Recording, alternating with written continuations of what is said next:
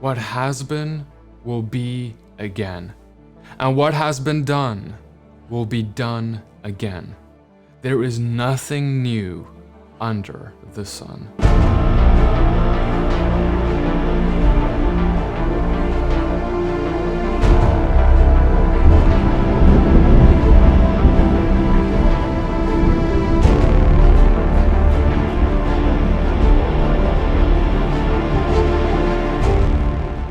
Babylon was a great empire, one that was romanticized by all the peoples surrounding it, loved and adored, and everyone wanted Babylon.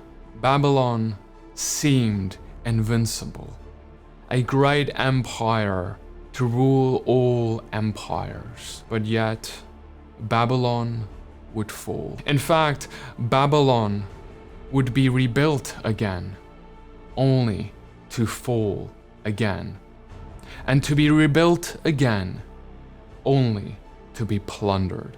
What has been will be again. Today, not much has changed. Just as in that city of Babylon, many placed their trust in the provisions of their city, their governors, their governments, their soldiers, in a hope that they would be protected and provided for all the days of their lives. And what this led to was a people who were not hungry for God, for their trust was elsewhere. Just the other day, I walked around in a Walmart and I saw the people very busy, very independent. And I was reminded of my time in South Africa where I lived and grew up all my life. And in the local grocery stores there, I would frequently be approached by someone who would ask me, "Dear sir, could you buy me some bread? Dear sir, could you buy my family some food?" When we have a country that has provided us with many opportunities, that have allowed us to not go hungry, it's easy for us to forget where our help really comes from. It's easy for us to get very focused on ourselves at the expense of others. Money takes care of me, they think, but a promised end will come to them, as to all the countries that have come before it, as to all the kingdoms that have come before it. We just recently witnessed the passing of the Queen of England. We saw the change of a royalty. And I want to submit to you that this is much like a picture of how kingdoms rise and fall. Kings and queens rise and fall. And what a mistake it would be to place our trust in them. We see the ruins of cities that have come before us, and they lie beneath us. In fact, if you travel to many of the sites of the cities of old, those ancient cities, you will find them now in the form of what archaeologists call a tell, a mountain that is basically a ruin of a city that was plundered and destroyed. And oftentimes they will build a brand new city right on top of that one. And that one will be destroyed and they'll build a new city on top of that one. Think about a country like England. Not long ago was one which ruled the whole world. Even my country in South Africa, in our history, we were a colony of the royalty of England. And many of you who are watching were in colonies in your ancestorship. But today, what we have witnessed is not just the fall of a queen as she passes away, but we witness a country that has lost all of that power it thought would make it invincible. We now witness a country that is struggling with many of the same issues that third world countries are struggling with, wondering how we will pay our electricity bills. Those are the same issues my country, my third world country, if you will, of South Africa have been facing for all the years.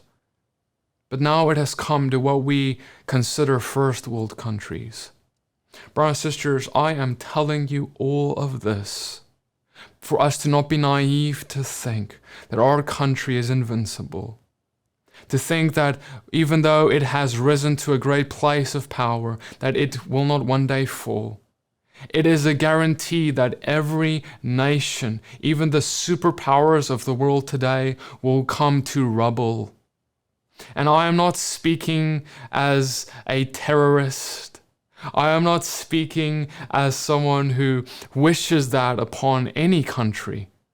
I am speaking that simply looking at history and seeing how history has always repeated itself and always will. But there is a kingdom I want to tell you about that has risen and will never fall. A kingdom unlike any other kingdom.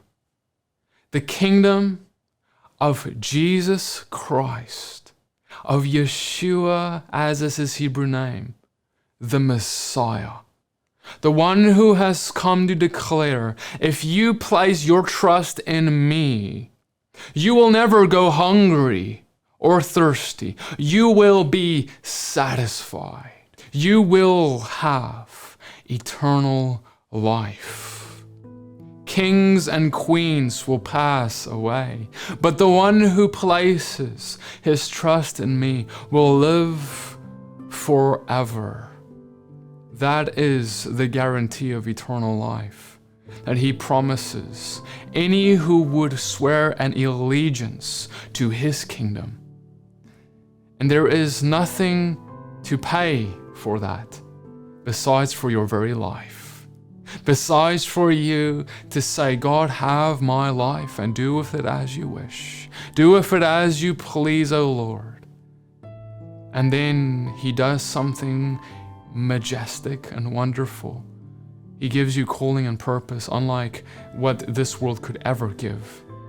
1 Peter 1 verse 24 says, for all flesh is like the grass, and all its glory like the flower of grass. The grass withers and the flower falls, but the word of the Lord remains forever.